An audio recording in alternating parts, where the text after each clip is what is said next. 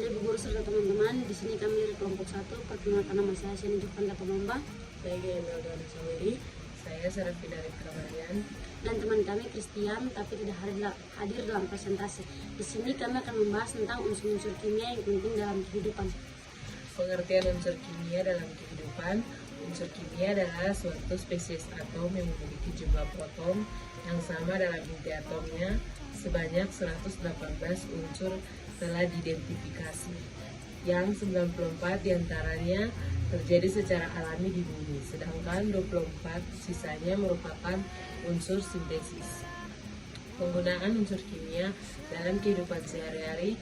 Unsur kimia seringkali dipergunakan manusia dalam kehidupan sehari-hari, mulai dari bahan bakar, alat-alat elektronik, bahkan yang tersimpel adalah untuk bernafas dan hidup. Yang pertama, karbon. Karbon terdapat dalam senyawa organik, anorganik, dan keadaan bebas. Pengolahan karbon yang paling murni diperoleh melalui pemasangan gula pasir atau sukrosa tanpa udar C12 H22O11 ditambah 11H2O. Sifat dan kegunaan karbon ditemukan dalam bentuk alotropi, yaitu intan atau kristal karbon dengan struktur tetrahedra bersifat isolator. Rigidity sangat tinggi.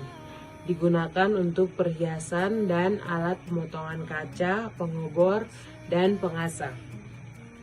Intan buatan dibuat dari grafit melalui pemanasan pada suhu sekitar 30 derajat Celcius dan tekanan sekitar 125.000 atmosfer.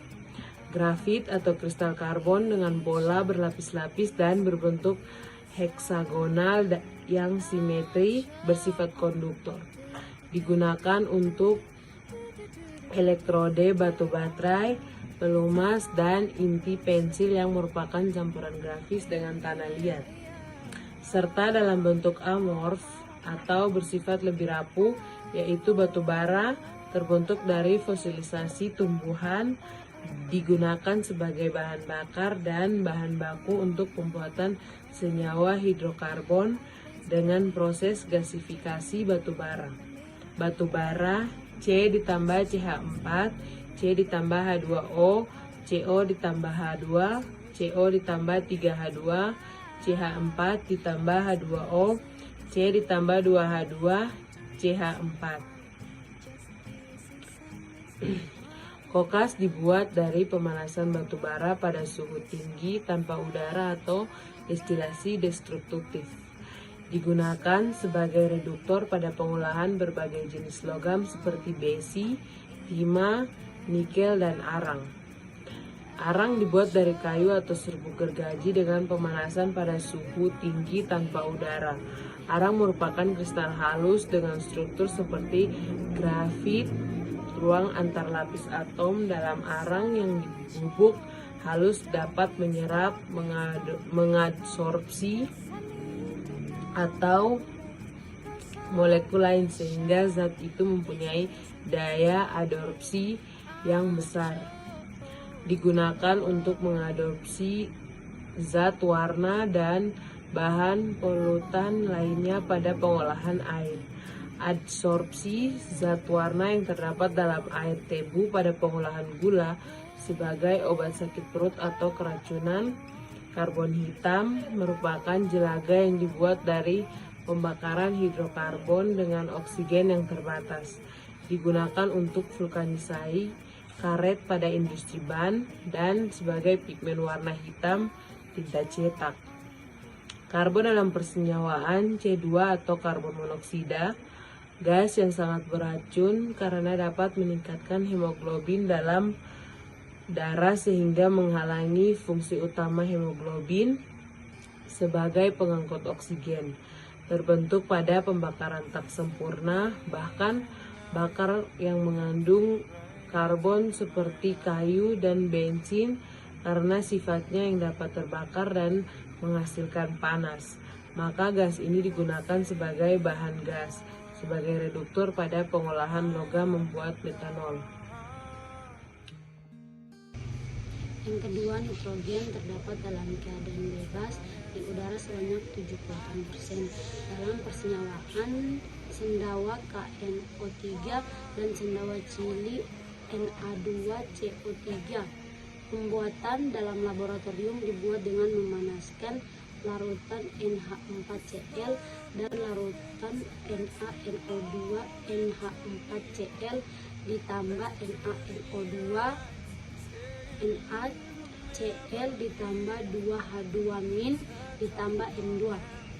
Dapat juga dibuat dengan reaksi 2NH3 ditambah 3CuO 3Cu ditambah 3H2O- ditambah N2 2Cu ditambah 2NO 2CuO ditambah N2. Secara komersial nitrogen dibuat bersama-sama dengan oksigen dengan cara destilasi bertingkat udara cair min 195 80 Celcius dan titik lelah min 2100 Celcius. Sukar bereaksi karena ikatannya yang kuat energi ikatan sangat besar. N2 hanya bereaksi pada suhu tinggi. Kegunaan pengisi bola lampu pijar. Nitrogen cair digunakan sebagai pendingin untuk membuat suhu yang sangat rendah. Nitrogen digunakan untuk melepaskan oksigen atmosfer inert. Untuk berbagai industri yang terganggu oleh oksigen karena sifat nitrogen yang kurang relatif. Penyimpanan buah-buahan dan sayuran sehingga tidak cepat busuk dalam kemasan kaleng.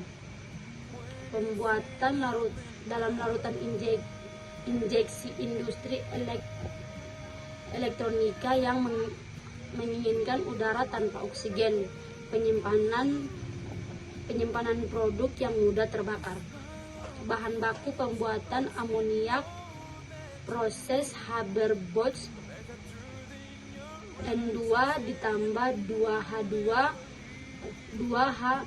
2NH3. Ketiga, oksigen terdapat dalam keadaan bebas di udara O2 sebesar 20% volume dalam persenyawaan air H-2O, pasir SiO2, silika SiO32-, dan oksida logam lainnya. Pembuatan penguraian katalitik H2O2 MnO2HO2 dan pembuatan penguraian katalitik H2O2 MnO2